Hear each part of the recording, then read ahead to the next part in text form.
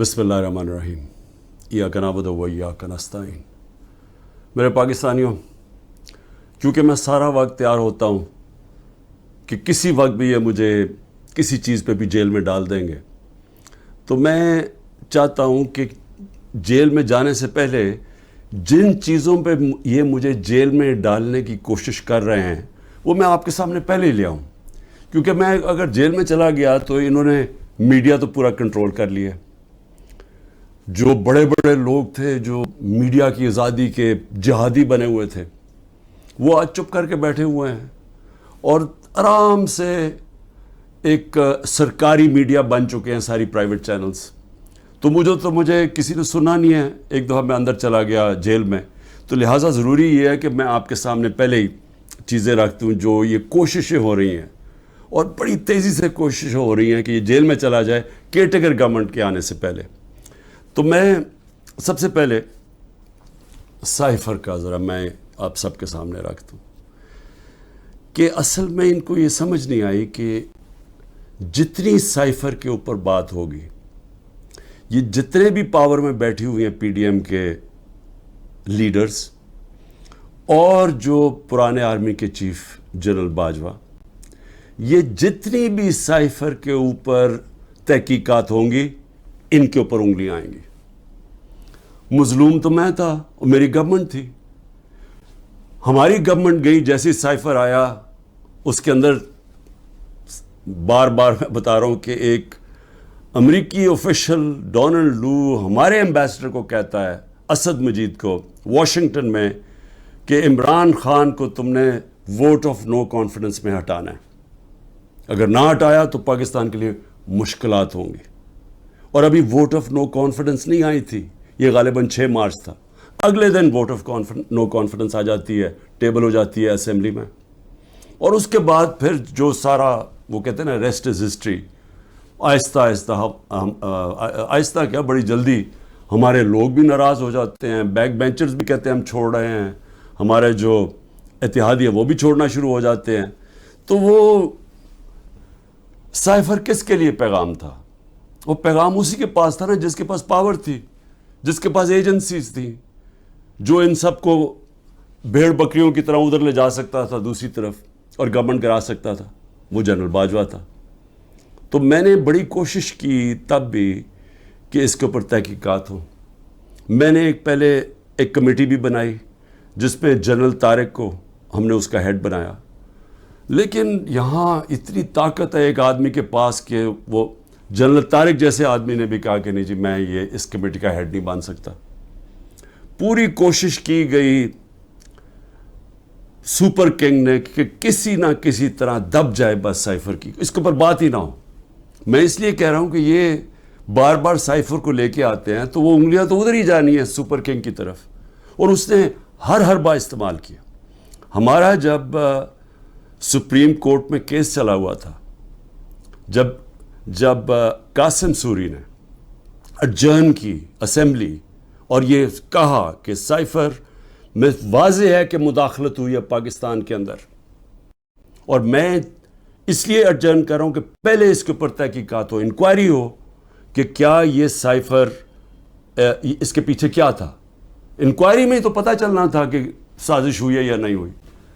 तो उसने जब वो लहराया और उसने एडजर्न की, तो उसके बाद सुप्रीम कोर्ट में चला गया केस। तो सुप्रीम कोर्ट में जो हमारा वकील था, अटॉर्नी जनरल, हम हैरान हो गए, उन्होंने साइफ़र पे बात ही नहीं की। असल इशू तो साइफ़र था, बाकी सारी बातें कर दी, साइफ़र पे बात नहीं हुई। आप समझ जाएं कि प्रेशर किधर से था। प्रेशर तो सुपर किंग के पास इतने ज़्यादा हथियार है प्रेशर्स डालने के लिए। तो वो जो केस हमारा था वो केस ही नहीं लड़ा गया। नईम बुखारी जो असद कैसर के वकील थे, उन्होंने कहा कि अटॉर्नी जनरल ने तो मेरा केस ही ख़त्म कर दिया, क्योंकि उन्होंने साइफ़र के ऊपर बात की। तो ये जो इसको खुफिया रखने की कोशिश की गई, वो कोशिश कर रहे थे जिनको पता था कि तहकीकात से इनके ऊपर उंगलियां आनी है। मैं कोशिश करता रहा कि इसके ऊपर इंक्वायरी हो। जिस तरह मैंने कहा, पार्लियामेंट ने कमेटी बनाई, उसको उन्होंने जनरल तारिक को भी भगा दिया। फिर चीफ जस्टिस साहब को میں نے لیٹر لکھا, سائفر بھیجا کہ اس کے اوپر انکوائری ہونی چاہیے, نہیں ہوئی. تو اب یہ جو انکوائری کرنا چاہتے ہیں ایف آئی اے, میں صرف سوال یہ پوچھتا ہوں کہ پہلے تو مجھے یہ بتائیں, مجھے بلا تو لیا آپ نے انکوائری کے لیے, لیکن مجھے یہی نہیں پتا کہ میرے سے کس چیز کی انکوائری کرنی چاہتے ہیں آپ, تاکہ میں تیاری کر کے آؤں. لیکن میں ایف آئی اے کو بھی یہ کہنا چاہتا ہوں کہ یہ آپ کے پے گریڈ سے زیادہ اوپر بات ہے. آپ کے رانا ثناء اللہ جو انٹیریئر منسٹر ہے, جو آپ کے اوپر ہے, وہ تو کہہ بیٹھا کہ عمران خان کو جیل میں ڈالنا ہے. وہ ابھی کوئی انکوائری کا مجھے بھی نہیں پتا. ابھی تو ہمیں 164 کا بیان بھی ہمارے سامنے نہیں آیا. ابھی تو نیوز آئٹمز آ رہی ہیں نا کہ جی اعظم خان نے یہ کہہ دیا. ہمارے سامنے تو ابھی کچھ نہیں آیا, کیونکہ میں نے اپنے وکیلوں سے پوچھا تو کسی کی وکیل کو بھی پتہ نہیں کہ وہ کون سا بیان ہے اعظم خان کا جو 164 پہ آتا ہے. یہ تو نیوز آئٹمز آ رہی ہیں. تو ابھی سے ہی وہ کہنا شروع ہو گیا ہے کہ جی اس نے جیل میں جانا ہے جو ایف آئی اے کا ہیڈ ہے. تو ایف آئی اے کی کیا حیثیت رہ گئی؟ تو انہوں نے, ہمیں تو پتہ انہوں نے کیا کرنا ہے, لیکن قوم کو پتہ ہونا چاہیے کہ یہ اتنا بڑا ظلم ہوا اس ملک کے ساتھ, جو انہوں نے جو گورنمنٹ گرائی ہماری, جو میں نے آپ کو بتایا بھی کہ آئی ایم ایف کی صرف آپ رپورٹ پڑھ لیں کہ انہوں نے بتایا کہ انہوں نے یہ جو منی لانڈررز تھے اور این آر او والے یہ جو لیڈرز تھے, انہوں نے آ کے پاکستان سے 14 مہینے میں کیا اور عوام کو کتنی تکلیف ہوئی, کتنی تکلیف سے عوام گزر رہی ہے, اور مزید اور آگے تکلیف آنے والی ہے. ایک وہ گورنمنٹ جس کی بہترین پرفارمنس تھی, اور وہ صرف اور صرف, اب ضرورت نہیں ہے آپ آئی ایم ایف کا ہی پڑھ لیں نا, آئی ایم ایف تو ہمارے نیچے نہیں ہے, اکنامک سروے پڑھ لیں جو کہ انہوں نے شائع کیا, تو وہ تو اب واضح ہے کہ ایک حکومت جو بہترین پرفارمنس دے رہی تھی, جو لوگوں کے حالات بہتر کر رہی تھی, روزگار بڑھتا جا رہا تھا. فیصل آباد کے اندر ٹیکسٹائل کے ورکرز نہیں مل رہے تھے, یعنی دور سے وہ ٹیکسٹائل والے ہمیں کہتے تھے کہ ہم سکول کھولنا چاہتے ہیں, ہمارے پاس ورکرز کم ہو گئے ہیں, جو ہماری سب سے بڑی ایکسپورٹ ہے ٹیکسٹائلز کی. تو ادھر سے وہ گرتے گرتے آج یہاں پہنچ گئے ہیں کہ سکریپ میں بیچی جا رہی ہے مشینری اب, اور یہ جو اب مزید اور مہنگائی آ رہی ہے. سر پوچھیں تو صحیح کہا کہ جو بے روزگاری بڑھتی جا رہی ہے, پوچھیں لوگوں کے ساتھ گزارا ہوتا کیسے ہے, کون ذمہ دار ہے اس کا. یہ سائفر کے اوپر جب تحقیقات ہوں گی تو پتہ چلے گا کہ کتنی بڑی سازش ہوئی ہے. تو میں تو چاہتا ہوں کہ ایک صحیح معنی میں اس کے اوپر انکوائری ہو. میں تو تب بھی کوشش کر رہا تھا, لیکن تب تو ہونے نہیں دی. تو اللہ کرے کہ اس میں سے ہی کچھ چیز نکلائے, لیکن یہ ایف آئی اے نہیں کر سکتی کہ وہ تو کنٹرولڈ ہے انہی لوگوں سے جو انہوں نے فائدہ اٹھایا یہ سازش سے. دوسری چیز ہے, اب 2 اور میرے اوپر نیب کے کیسز ہیں. ایک ہے القادر.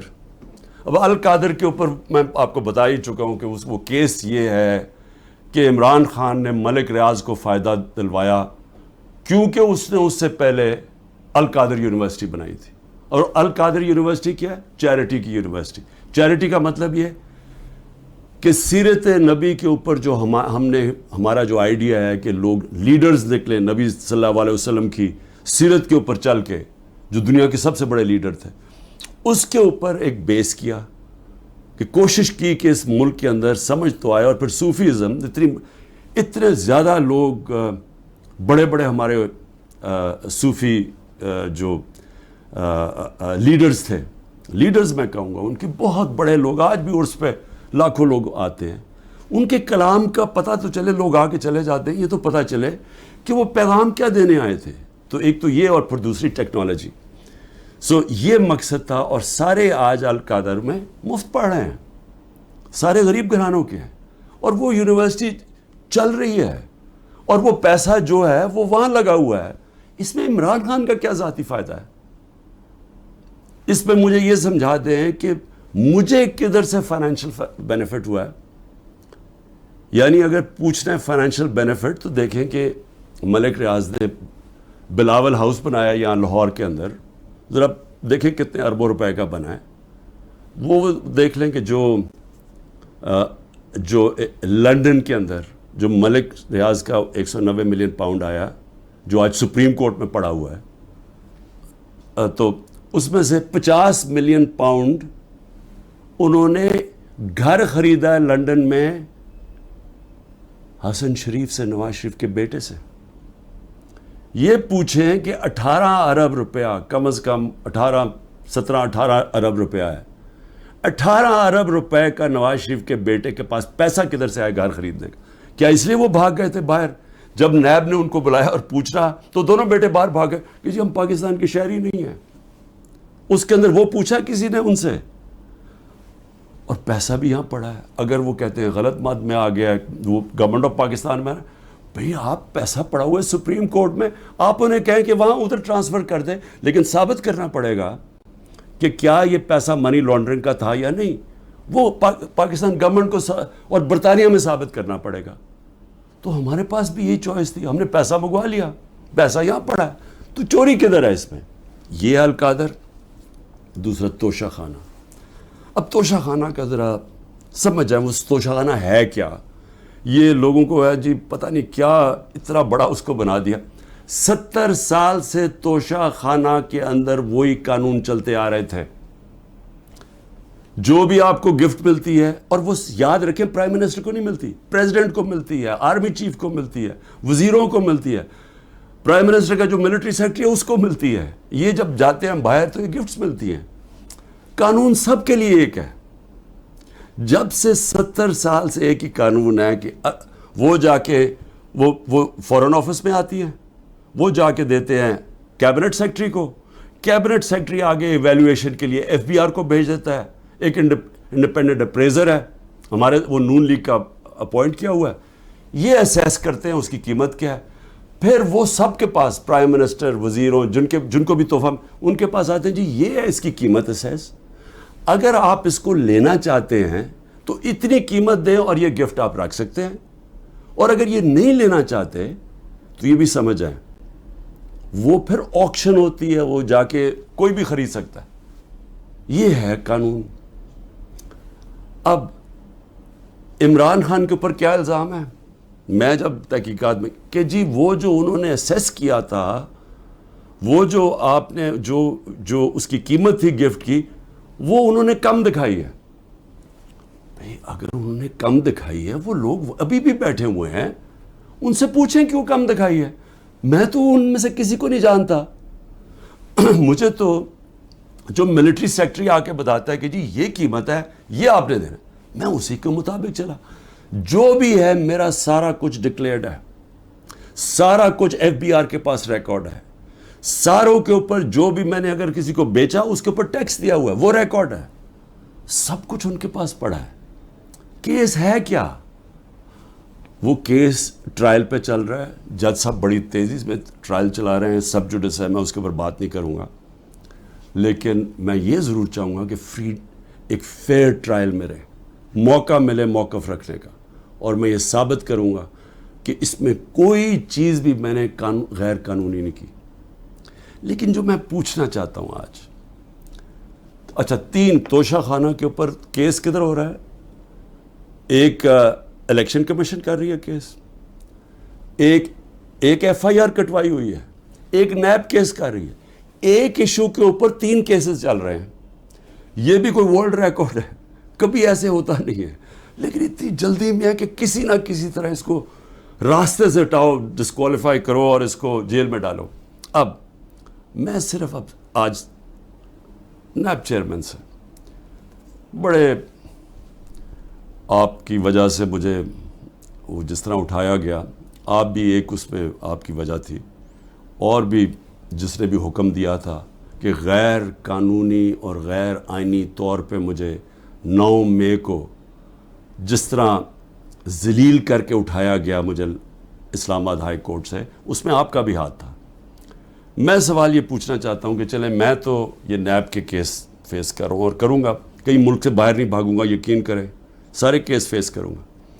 لیکن میں صرف سوال یہ پوچھتا ہوں کہ آپ کا ضمیر کوئی جاگتا نہیں ہے جب آپ کو پتہ چلا ہے کہ توشہ خانہ کے اندر چوری ہوئی ہے، اور چوری نیب کے اندر بھی پتہ ہے، وہ کیس نیب میں بھی پڑا ہوا تھا، لیکن آپ نے بند کر دیا وہ.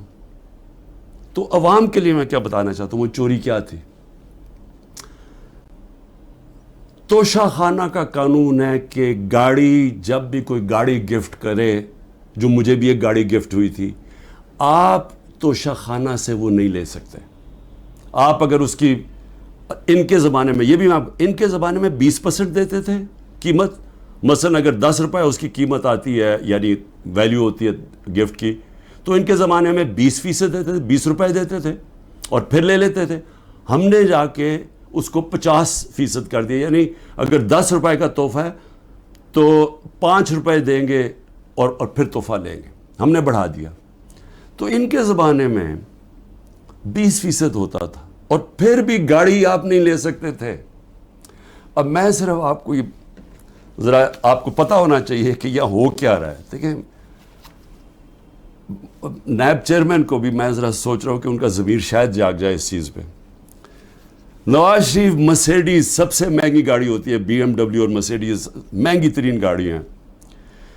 وہ گاڑی خریدتا ہے جو کہ اس کو اجازت ہی نہیں ہوتی. 6,36,000 روپے میں سب سے مہنگی گاڑی بی ایم مرسیڈیز 6,36,000 پہ لیتا ہے. پہلے تو کیا اس کی قیمت دیکھی, کوئی مرسیڈیز اتنی سستی آتی ہے, یعنی اس کی قیمت دیکھیں 42 لاکھ. کوئی مرسیڈیز پاکستان میں 42 لاکھ کی آتی ہے, تو اس نے صرف 6,36,000 دیا اس کا. تو پہلے تو چوری تھی کیونکہ آپ گاڑی نہیں نکال سکتے. پھر ذرا قیمت دیکھ لیں.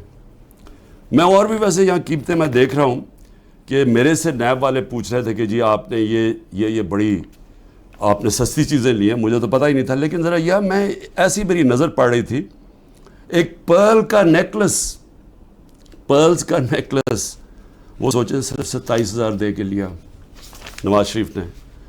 پھر میں رولیکس گولڈ بریسلٹ اور رولیکس 1,10,000 روپے پہ لے کے لیا.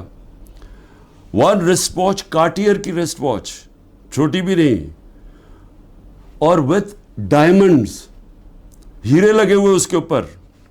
وہ جی بڑی مہنگی انہوں نے خریدی 40,000 روپے میں.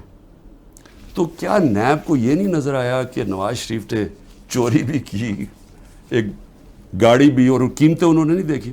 اس کے بعد زرداری صاحب دیکھ لیں, 3 گاڑیاں نکالی انہوں نے توشہ خانہ سے. 2 بی ایم ڈبلیوز, سب سے جو اس وقت کی مہنگی ترین بی ایم ڈبلیو کی بھی قسمیں ہوتی ہیں 760U, اور بلٹ پروف, یعنی بلٹ پروف کی قیمت آپ سوچ لیں کہ اس کی قیمت کتنی تھی, 10 کروڑ روپے کی. تو وہ انہوں نے ایک بی ایم ڈبلیو وہ نکالی, پھر ایک دوسرا ماڈل وہ بھی سیکیورٹی والی, 2 بی ایم ڈبلیوز, اور پھر ایک ٹویوٹا لیکسس, یہ بھی بلٹ پروف. تو ان کے اوپر کوئی نیب کی انکوائری یا کوئی نہیں ہونا تھا. یعنی کیا طاقتور اگر آج بیٹھا ہوا تو اس کے لیے سارے معاف ہو جاتی ہیں چیزیں. اور یہاں آپ کہہ رہے ہیں کہ جی وہ جو انہوں نے سستی دکھا دی یا وہ مہنگی, تو جنہوں نے سستی دکھائی ہے وہ تو ابھی بھی بیٹھے ہوئے ہیں, پوچھیں ان سے. آگے چلیں جی. میں نیب چیف کو میں پھر سلام کرتا ہوں, آفتاب سلطان کو سلام اس لیے کرتا ہوں کہ ان سے جب کہا گیا یہ جو حرکتیں اب ہو رہی ہیں, انہوں نے کہا میں نہیں کرتا. اور میں نے سنا ہے, کیونکہ جب میں نیب جیل میں تھا تو ساروں نے اس کو اسٹینڈنگ اوویشن دیا جب وہ ریزائن کر کے جا رہا تھا, نیب کے لوگوں نے, کہ اتنا کردار کا آدمی. لیکن یہاں ذرا تھوڑا ضمیر اس وقت میں جگانے کی کوشش کر رہا ہوں. موجودہ نیب کے چیئرمین, مجھے یہ بتائیں کہ شہباز شریف اور اس کے بیٹوں کی آپ نے انکوائری بند کر دی. 7 ارب روپے کی انکوائری آپ نے بند کر دی. 7 ارب روپے کی انکوائری بند کیا کی, جس کے اندر یہ بچ ہی نہیں سکتے تھے. کیا کیا انہوں نے, یہاں سے یہ پیسے بھیجتے تھے باہر, یہاں سے ہنڈی حوالے سے باہر پیسے بھیجتے تھے, چوری کا پیسہ. ادھر سے ریمنٹنسز دکھا دیتے تھے. یہ قانون نواز شریف نے بنایا تھا 1992 میں کہ اگر باہر سے پیسہ آئے تو کوئی سوال نہیں پوچھ سکتا کہ جی وہ پیسہ کدھر سے آیا, کس نے بھیجا پیسہ. نو کوسچنز آسکڈ. یہ منی لانڈرنگ کے لیے خاص قانون بنایا تھا انہوں نے. ہدایبہ پیپر مل کیا تھا, وہ پہلا, آج سے 20-24 سال پہلے وہ ہدایبہ پیپر مل میں اسی طرح یہ کر رہے تھے کہ اس کے نام پہ پیسہ باہر بھیجتے تھے پہلے چوری کر کے, اور وہاں کوئی قاضی فیملی لنڈن میں بیٹھی, ان کے اکاؤنٹس میں پیسہ گیا, ادھر سے انہوں نے دکھایا کہ جی ہم نے ریمیٹنسز بھیجی ہیں, اور ریمیٹنس کا کوئی سوال ہی نہیں پوچھ سکتا تھا, جو باہر سے پیسہ آتا تھا سوال ہی نہیں پوچھ سکتا تھا. تو یہاں سے باہر پیسہ چوری کر کے بھجوایا, وہاں سے جس پیسے کی ضرورت تھی وہ انہوں نے ریمیٹنس کے نام پہ لے لیا, اور کوئی سوال نہیں پوچھتا. تو یہ جو شہباز شریف کا سارا پیسہ یہ جو آیا ہے, اس کا زیادہ تر پیسہ جو اس کی دولت میں اضافہ ہوا ہے, انہوں نے پوچھا نا نیب نے کہ جی اضافہ کدھر سے ہوا, جی ریمیٹنسز آئی ہیں. 90% انہوں نے دکھایا یہ جس طرح کہ جی وہ فلانے نے پیسہ بھیجا. جب انہوں نے چیک کیا وہ کون تھا, ایک کوئی پاپڑ والا تھا جو پاپڑ بیچتا تھا, اس نے کوئی کروڑوں روپیہ بھیج دیا ان کے اکاؤنٹس میں. پھر دوسرا ایک اور کوئی چینی والا, اس طرح کے لوگ تھے جو کبھی پاکستان سے بھی باہر گئے, ان کے پاسپورٹ پکڑے, ان کے نام پہ پیسے بھرے. یہ اوپن اینڈ شٹ کیس تھا. لیکن چیئرمین نیب صاحب نے اپنی کوئی سوچا ہوگا, کیس ختم کر دیے. پھر اگلا سنیں ذرا. ہاں میں ایک چیز بھول گیا, مریم نواز بھی انہوں نے BMW لی, کوئی مڈل ایسٹ سے کسی ان کو تحفہ ملا. توشہ خانہ میں نہیں بتایا کہ وہ آیا باہر سے تحفہ. جو بھی آپ کو باہر سے تحفہ ملتا ہے آپ کو ڈکلیئر کرنا پڑتا ہے, اور وہ جاتا ہے توشہ خانہ میں. انہوں نے توشہ خانہ میں نہیں دیا, اور اسی کو گاڑی کو پھر استعمال کر کے آگے بیچ دیا, اور بڑے نفع کے اوپر. یہ بھی سیدھی چوری ہے. اس کے اوپر بھی کوئی کسی نے بات نہیں کی, کوئی نیب کو کوئی کھٹکا نہیں ہوا کہ کچھ غلط ہو رہا ہے. پھر آگے چلیں. 16 ارب روپے کے FIA کے کیس. اب FIA سے میں مل رہا ہوں, انشاءاللہ ان سے پوچھوں گا کہ کیا جب ڈاکیومنٹری ایویڈنس تھی کہ یہ نوکروں کے نام پہ پیسہ آتا تھا اور ادھر سے شریف خاندان کے یہ ان کے بیٹوں کے اکاؤنٹس میں چلا جاتا تھا 16 ارب روپے, جس میں مقصود چپراسی بھی تھا, تو کیا وہ کیس بند کر دیا؟ سوچا نہیں کہ 16 ارب روپیہ کوئی چھوٹی رقم نہیں ہے. تو اس کے اوپر کوئی فکر نہیں ہوئی آپ کو کہ پوری تحقیقات ہوئی, اتنی فائلیں پڑی ہیں, ساری ڈاکیومنٹس پڑی ہوئی ہیں, کوئی آپ نے نہیں دیکھا کہ وہ ڈاکیومنٹس دیکھ لیں. وہ تو لوگ مقصود چپراسی تو بیچارہ ہارٹ اٹیک سے گیا, ڈاکٹر رضوان بھی ہارٹ اٹیک سے گیا, ایک اور گواہ ہارٹ اٹیک سے گیا. تو کوئی فکر نہیں ہے کہ ڈاکیومنٹس بھی پڑی ہوئی ہیں, ان کے اوپر FIA کو انویسٹیگیٹ کرے. نہیں, کیونکہ یہ اب قانون کے اوپر ہیں لوگ, ان کو یہ چوری بھی کریں سب کچھ معاف ہے. پھر آگے چلیں. آصف زرداری, اچھا, اور مریم کے 4 لندن کے فلیٹ. یہ بھی ایک بہت بڑی ساری میری قوم کے لیے ذرا سن لیں کہ 4 فلیٹ لندن کے نواز شریف نے جب پینما پیپرز میں پکڑے گئے, انکشاف ہو گیا انٹرنیشنل 2016 میں, تو نواز شریف نے اسمبلی میں جا کے کہا کہ ہاں یہ ہمارے ہیں, اور یہ ہیں وہ دستاویز جو ثابت کرتے ہیں ہمارے, وہ جھوٹ نکلے. پھر عدالت میں کیس چلا گیا, وہاں انہوں نے قطری خط لے آئے سامنے, وہ بھی مزاحیہ تھا, انہوں نے مذاق اڑایا اس کا. اس کے بعد اب ایک وہ مریم اور اس کے بھائی حسین کے بیچ میں ایک کانٹریکٹ سائن دکھاتے ہیں کہ جی ٹرانسفر ہوا ہے فلیٹ 2006 میں, وہ جس میں وہ سائن کیا, جو فونٹ تھی جس میں وہ ٹائپ آؤٹ ہوا, وہ ابھی آئی نہیں تھی فونٹ, وہ اگلے سال آئی. سیدھا عدالت میں جھوٹ بولا گیا, فراڈلنٹ کانٹریکٹ دکھایا گیا.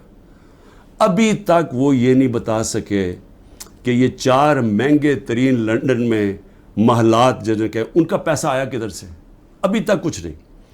لیکن جج صاحب نے پوچھا نیب سے کہ جی بتائیں, وہ تو کہتے ہیں ہمارے فلیٹس ہیں, آپ ثابت کر سکتے ہیں؟ نیب نے کہا نہیں جی ہم نہیں ثابت کر سکتے. چلو جی کیس ختم. تو ایک طرف تو یہ ہو رہا ہے. زرداری صاحب پہ آ جائیں.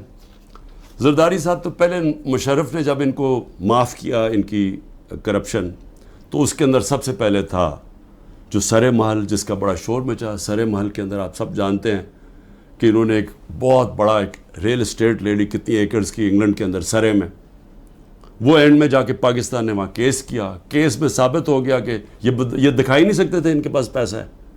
تو جب وہ ثابت ہو گیا کہ ان کے پاس تھا نہیں, وہ بک گئی اور وہ پیسہ پاکستان آنا تھا. تب تک NRO مل گیا, وہ بھی ہضم ہو گیا. $60 ملین پڑے ہوئے تھے سوئٹزرلینڈ میں, وہاں کیس کیا, وہ آنے والا تھا پاکستان NRO میں، وہ بھی 17 ارب روپیہ وہ بھی ہضم ہو گیا. اس کے بعد پھر شروع ہوا، وہ پھر مشین پھر چلنی شروع ہوگی پیسے بنانے والی. پھر وہ فیک اکاؤنٹس پکڑے گئے، اربوں روپیہ وہی کہ یہاں سے فیک اکاؤنٹ سے پیسہ باہر بھیجا، ادھر سے ریمیٹنسز دکھا کے پاکستان لے لیا اور باقی پیسہ باہر ہی رکھا. جو کرپشن ہو رہی ہے سندھ حکومت کے اندر، جو کھل کے پیسہ بن رہا ہے، جو سارے جانتے ہیں زرداری سسٹم کہ ہر چیز کا کٹ ملتا ہے، وہ کیا ہماری ایجنسیز کو نہیں پتا؟ کیا وہ نیب کو نہیں پتا؟ لیکن کیونکہ ان سے بھی ڈیل ہوئی ہے، وہ بھی آج اوپر بیٹھے ہوئے ہیں پاور میں. لیکن کن کے اوپر اس وقت پورا زور لگا ہوا ہے؟ سارا زور لگا ہوا ہے کہ جی کسی نہ کسی طرح عمران خان اور تحریک انصاف کو ختم کرنا ہے. اور ہو کیا رہا ہے کہ مظلوم ہم، یعنی سائفر کے اندر گورنمنٹ میری جاتی ہے اور کیس ہی میرے پر ہو جاتا ہے. 9 مئی کو سپریم کورٹ کہتا ہے کہ غیر آئینی اور غیر قانونی طور پہ مجھے ایک مجرم کی طرح اٹھایا گیا، لیکن میرے اوپر 30 کیس ہو جاتے ہیں. اس کے علاوہ جن لوگوں کو گولیاں ماری سیدھی لوگوں کو گولیاں ماری، نہتے لوگوں کو، پروٹیسٹرز کو، انہی کے اوپر کیس کر دیے. ان کی ڈیڈ باڈیز، جو 16 لوگ مرے، جو شہید ہوئے، میں کہتا ہوں انصاف کے لیے کھڑے ہوئے نا انصافی ہو رہی تھی ان کے پارٹی کے چیئرمین سے، ان کو سیدھی گولیاں ماری، ان کے گھروں میں پہنچ گئے کہ تم نے اگر FIR رجسٹر کی تو ہم تمہیں یہ کر دیں گے. وہی جو ذلے شاہ کے گھر پہنچ گئے، جب اس کو قتل کیا گیا تو پولیس کسٹڈی میں اس کو قتل کیا گیا، میرے اوپر 302 قتل کا پرچہ کر دیا. اور پھر اس کے ماں باپ کے پاس پہنچ گئے کہ آپ نے دیکھیں اس کی بات نہیں کرنی، اور ان کو چپ کرا دیا. تو پہلے لوگوں کے اوپر ظلم کرتے ہیں، پھر انہی کے اوپر کیسز کر دیتے ہیں. جو ایک لڑکا بیچارہ شہید ہوا، وہ بھی پروٹیسٹر تھا، پیسفل، پرامن، اس کو گولی ماری، شہید ہو گیا. اس کے قتل کا کیس اعجاز چودھری اور میاں محمود رشید کے اوپر ڈال دیا. یعنی اپنا ہی انہوں نے کارکن قتل کر دیا. اب میں صرف اپنی قوم سے یہ کہنا چاہتا ہوں کہ دیکھیں، میں پھر سے کہتا ہوں، قومیں چلتی ہیں انصاف کے اوپر، اخلاقیات کے اوپر، امر بالمعروف کے اوپر. قومیں چلتی ہیں جب ایک حکومت کی کریڈیبلٹی ہوتی ہے. اور حکومت اپنی کریڈیبلٹی اس لیے رکھتی ہے کہ حکومتیں ڈنڈے سے نہیں چلائی جاتی، کیونکہ انسانی معاشرے میں آپ اپنی عزت کرواتے ہیں، اپنی پرفارمنس سے، اپنی ایمانداری سے، اپنی اخلاقیات سے قوم آپ کی عزت کرتی ہے. جمہوریت کے پاس فوجیں نہیں ہوتی، جمہوریت کے پاس اخلاقیات ہوتی ہے. اس لیے برطانیہ میں جدھر سے ہم نے ڈیموکریسی لی ہے، اگر ان کا پرائم منسٹر ایک چھوٹا سا قانون توڑتا ہے کہ جی کرونا میں آپ نے لوگوں کے ساتھ اکٹھے نہیں ہونا، یعنی آپ نے کوئی گیٹ ٹوگیدر نہیں کرنی، وہ اپنے آفس کے باہر گیٹ ٹوگیدر کرتا ہے، اس کے اوپر پرائم منسٹر کو نکال دیتے ہیں. ان کی اخلاقیات کا معیار دیکھیں. ان کے وہ ایک ہیرلڈ میکملن پرائم منسٹر جھوٹ بولتا ہے، جھوٹ پکڑا جاتا ہے، اس کو نکال دیتے ہیں. یا سارا حکومت ہی جھوٹ پہ چل رہی ہے، کیسز ہی سارے جھوٹ، 180 کیسز کر دیے. کیا کوئی مانتا ہے پاکستان میں کہ یہ ایک آدمی نے 70 سال کی عمر تک کوئی ایک جرم نہیں کیا اور ایک دم چند مہینے میں 180 کیس ہو گئے؟ کوئی مانے گا یہ؟ لیکن ان کو کوئی شرم ہی نہیں ہے. کیا یہ مانے گا کہ میاں محمود اور اعجاز چودھری نے اپنے کارکن کو گولی مار دی ہے؟ کیا میں نے ذلے شاہ کو قتل کر دیا؟ کوئی مانے گا؟ کوئٹہ میں سارا کوئٹہ جانتا ہے کہ اس وکیل کی خاندانی دشمنی تھی، سب جانتے ہیں، ایویڈنس ہے. میرے اوپر 302 قتل کیس کر دیا اس کے اوپر. اور یہ جو سائفر ہے، ہماری گورنمنٹ گرتی ہے اور کیس ہی ہمارے پہ کر دیتے ہیں. تو میں آخر میں اپنی قوم سے کہنا چاہتا ہوں، دیکھیں یہاں جو ایک طاقتور فیصلہ کرتا ہے کہ میں نے کاٹا مار دیا ہے، فلانے پہ کاٹا مار دیا. ہمارے لوگوں کہتے ہیں کہ عمران خان پہ کاٹا لگ گیا ہے تو اب تو PTI نے آنا نہیں اور عمران خان نے آنا نہیں، اس لیے وہ جو 2 پارٹیز بنائی ہیں ان کے اندر چلے جاؤ. دیکھیں پاکستان کا جو آئین ہے نا وہ کہتا ہے کہ حاکمیت اللہ کی ہے، اور اللہ کے بعد جو عوام کے منتخب کیے ہوئے نمائندے ہیں ان کی ہے. کوئی کانٹا نہیں ڈال سکتا کسی کے اوپر عوام کے علاوہ. اور یہ جو کانٹا ڈالنے کی کوشش ہے یہ اتنا نقصان پہنچا رہی ہے پاکستان کو، ہماری جمہوریت کو، ہماری آزادی کو، ہماری اخلاقیات کو، ہمارے اداروں کو، ہمارے انصاف کے نظام کو، ہمارا ساری دنیا میں جو امیج ہے وہ اتنا نقصان پہنچا رہی ہیں. اور ہماری جو معیشت ہے جدھر وہ پہنچ گئی آج اور جدھر جا رہی ہے. تو میری صرف ریکویسٹ یہ ہے اپنی قوم کو کہ دیکھیں میں اگر جیل میں بھی جاتا ہوں نا، آپ نے جد و جہد کرتے رہنا ہے. اور میں ہمیشہ 27 سال سے کہتا ہوں پرامن جد و جہد. لیکن یہ آپ کے لیے اتنا ضروری ہے کیونکہ یہ جو ساری سٹرگل کر رہا ہوں اپنی ذات کے لیے نہیں کر رہا. اگر ذات کے لیے کر رہا ہوتا تو میں بڑی پہلے چھوڑ چکا ہوتا. کون اپنی زندگی کو داؤ پہ لگاتا ہے؟ کون کسی کے اوپر 2 دفعہ قاتلانہ حملے ہوتے ہیں اور وہ پھر بھی لگا رہتا ہے؟ یا جیل کے اوپر سارے اکٹھے ہوئے ہوئے جس آدمی کے اگینسٹ، وہ کیوں کھڑا ہے؟ کیونکہ میں اس کو سیاست نہیں سمجھا، اس کو عبادت سمجھتا ہوں. ساری دنیا کی تاریخ میں آزادی کے لیے اپنی لوگوں نے جد و جہد کی، اپنی جانیں قربان کی ہیں. کیونکہ اللہ جو اپنی آزادی کے لیے جد و جہد کرتا ہے اور انصاف کے لیے، اس کو اگر وہ مرتا ہے تو اس کو شہید کہتا ہے. اللہ بہت بڑا رتبہ ہے. میں اپنی قوم کو بھی کہہ رہا ہوں کہ اس میں آپ کا مستقبل ہے، آپ کی حقیقی آزادی میں. یہ جو نظام اگر یہ چلتا رہا، پاکستان چھوڑیں، کسی ملک کا کوئی مستقبل نہیں ہے. پاکستان زندہ باد.